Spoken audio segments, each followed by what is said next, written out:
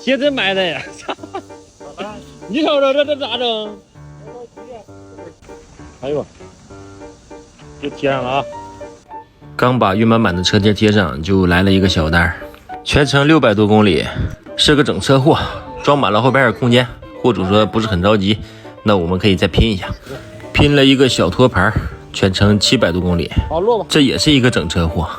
这个货就是比较着急，货主下了个专车，一个、两个，2票货已经装完了，后边还有空间，本打算再拼一单，后来也是放弃了，因为如果再拼一单的话，时间会非常的紧，人也会很累，所以我们直接出发吧。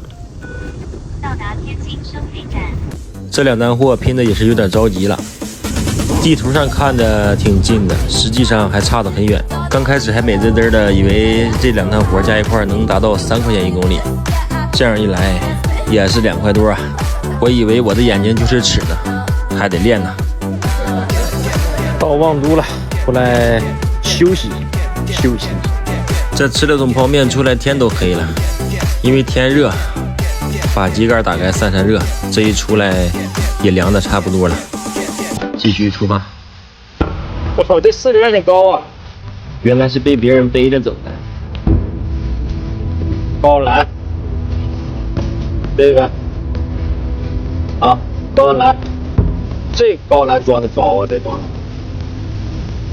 兄弟们，这么一看，跑长途还得用高栏呢。你看这还有一个，对。好了，先睡一觉，明天早上8点之前到货就行。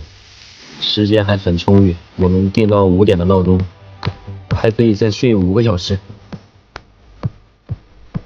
都没有闹钟响，自己醒了。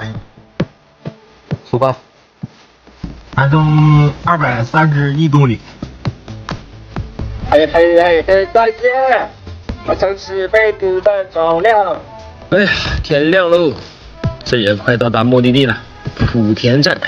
这里是不是模仿很厉害？到达厂子准备卸货，需要先检查一下。我就给他卸那个一个这个，啊，其他的全都再带走。好。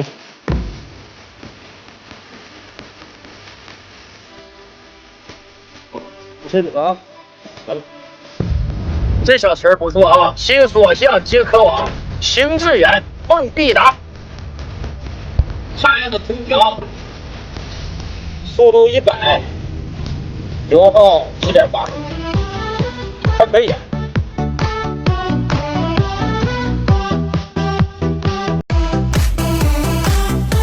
山西的这边的山是特别多呀，全是山路，这油耗也是明显上升啊。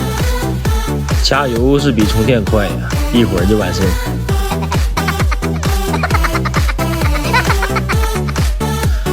到了，这单呢是1装2卸，现在第1家已经卸完了。去第2家的路上，为了省点高速费，在地道压了半天，最后也是上了高速。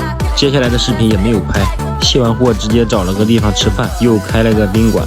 因为车上还没有改装，没有驻车空调，有没有兄弟推荐一下去哪里改装比较好一点？